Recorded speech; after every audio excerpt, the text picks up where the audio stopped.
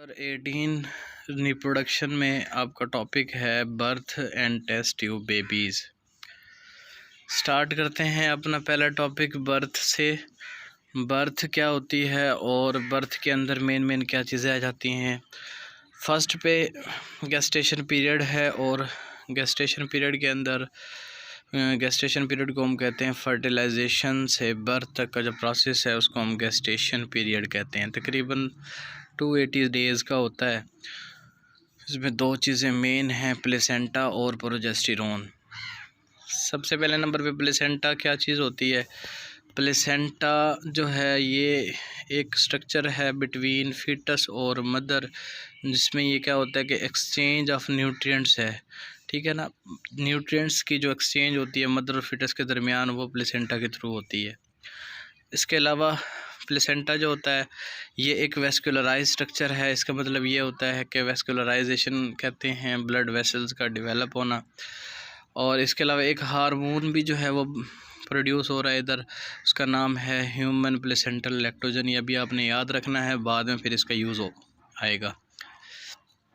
अब जो प्रोजेस्टेरोन ये हार्मोन है और ये इम्पोर्टेंट हार्मोन है फॉर गेस्टेशन, और इसमें अगर कोई कमी आती है, ये डिक्रीज़ होता है तो प्रीमेच्योर बर्थ होती है।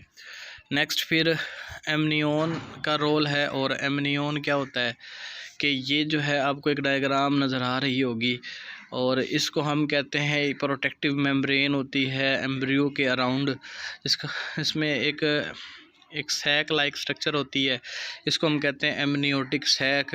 इसमें फ्लूइड भरा होता है, ठीक है ना। ये फ्लूइड इसके अराउंड आपको नज़र आ रहा होगा। ये फ्लूइड जो है क्या करता है, ये प्रोटेक्टिव और शॉक एब्जॉर्बर है। और दो हार्मोन का रोल है यहाँ पर, प्लेसेंटल लैक्टोजन और LTH। ये दोनों हार्मोन क्या करते हैं जी, मेमोरी ग्लैंड की डेवलपमेंट करवा रहे होते हैं। और मेमोरी ग्लैंड की डेवलपमेंट क्यों ज़रूरी है, फॉर लैक्टेशन। लैक्टेशन क्या होता है, मिल्क प्रोडक्शन।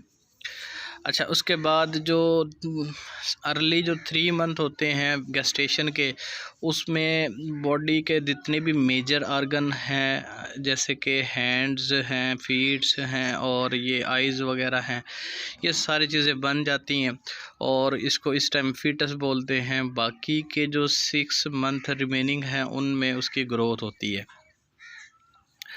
उसके बाद स्टेप्स हैं बर्थ के। तो पहला स्टेप है match stimulation for birth start, ठीक है। तो ये पहला स्टेप है और इसमें एक तो ओल्ड व्यू है। तो ओल्ड व्यू में ये होता है कि पहले हम ये समझते थे कि अगर मदर में प्रोजेस्टेरोन का लेवल डिक्रीज़ होता है तो बर्थ का प्रोसेस स्टार्ट हो जाता है। लेकिन रिसेंट स्टडीज़ ये शो करती हैं कि ना सिर्फ मदर का प्रोजेस्टेरोन लेवल इसमें इन्वॉल्व है, बल्कि फीटस जो है वो खुद इन्वॉल्व है इस स्टिमुलेशन के अंदर, बर्थ को स्टार्ट करने के अंदर। तो ये कैसे होगा, तो सबसे पहले नंबर पे फीटस का जो पिट्यूटरी ग्लैंड है वहाँ से एक हार्मोन रिलीज़ होगा जिसका नाम है ACTH, एड्रीनोकॉर्टिकोट्रोफिक हार्मोन। और ये जो हार्मोन है ये एड्रीनल ग्लैंड जो है फिटस के उसको स्टिमुलेट करेगा। एड्रीनल ग्लैंड इसकी रिस्पॉन्स में कॉर्टिकोस्टेरॉइड बनाएंगे और कॉर्टिकोस्टेरॉइड जो है वो मैटरनल ब्लड के अंदर शामिल होगा। मैटरनल ब्लड कहते हैं मदर का जो ब्लड सर्कुलेशन है उसको हम मैटरनल ब्लड सर्कुलेशन कहते हैं। तो उसमें फिर जो है प्रोजेस्टेरोन का लेवल डिक्रीज़ हो जाएगा। तो ये पहला स्टेप था। दूसरे स्टेप में स्टार्ट ऑफ लेबर पेन, जैसे आपको नज़र आ रहा है स्टार्ट ऑफ लेबर पेन, ये सेकंड स्टेप है। और जैसे ही मदर का जो प्रोजेस्टेरोन लेवल डिक्रीज़ होता है और उसके डिक्रीज़ होने की वजह से पिट्यूटरी ग्लैंड स्टिमुलेट होते हैं और वहाँ से एक हार्मोन रिलीज़ होता है जिसको हम ऑक्सीटोसिन कहते हैं। अब ऑक्सीटोसिन का काम क्या होता है, ये लेबर पेन जो है इंड्यूस करता है। लेबर पेन क्या होती है कि ये जो है कॉन्ट्रैक्शन ऑफ यूट्राइन वाल है, इसको हम लेबर पेन कहते हैं। और लेबर पेन जो है वो बर्थ में बहुत ज़्यादा इम्पोर्टेंट है और ये जो है वेव्स के फॉर्म में वर्क करती हैं। और इससे क्या होता है कि जो यूट्राइन वाल है उसमें बहुत ज़्यादा कॉन्ट्रैक्शन आ जाती हैं ऑक्सीटोसिन की वजह से, जिससे सर्विक्स जो होती है, जिसको सर्विक्स कहते हैं ओपनिंग ऑफ यूट्रस जो है वो सर्विक्स कहलाती है, वो एक्सपेंड हो जाती है, फैल जाती है due to contraction of uterine wall. तो टॉप टू बॉटम ये वेव जो है, कॉन्ट्रैक्शन की वेव, ये ऊपर से नीचे की जानिब जो है वो स्ट्रॉन्ग होती जाती हैं, और इससे फिर बेबी जो होता है वो नीचे की जानिब मूव करता है, और फिर जैसे वो नीचे की जानिब मूव करता है और वो वेजाइना के थ्रू जो है वो बॉडी से बाहर निकल आता है। उसके बाद ये एम्बिलिकल कॉर्ड होता है। एम्बिलिकल कॉर्ड वो एक ट्यूब लाइक स्ट्रक्चर होती है जिससे वो प्लेसेंटा के साथ अटैच होता है, और उसको फिर लाइगेट कर लिया जाता है। लाइगेट का मतलब होता है धागे की मदद से उसको कट कर देना। फोर्थ स्टेप क्या होगा जी, आफ्टर बर्थ है, और आफ्टर बर्थ के अंदर तकरीबन बर्थ के 10 से 45 मिनट के बाद यूट्रस जो है उसमें बहुत ज़्यादा कॉन्ट्रैक्शन होती हैं, और कॉन्ट्रैक्शन की वजह से जो प्लेसेंटा जो स्ट्रक्चर बनी थी ड्यूरिंग प्रेगनेंसी वो जो है क्या हो जाती है, सेपरेट हो जाती है, और उसके बाद सेपरेशन के बाद वो जो है वो वेजाइना के थ्रू रिलीज़ हो जाती है। और ये ऐसा क्यों होता है, क्योंकि जो प्लेसेंटा है उनमें क्या होते हैं जी, स्मूथ मसल्स होते हैं, और इसके अलावा यूट्रस के जो स्मूथ मसल्स हैं और ब्लड वेसल जो प्रेजेंट होती हैं प्लेसेंटा के अंदर, उनमें बहुत ज़्यादा कॉन्ट्रैक्शन होती हैं, और कॉन्ट्रैक्शन से वो जो प्लेसेंटा है वो वेजाइना से कम आउट हो जाता है, और इसके साथ साथ उसमें ब्लड भी लॉस होता है।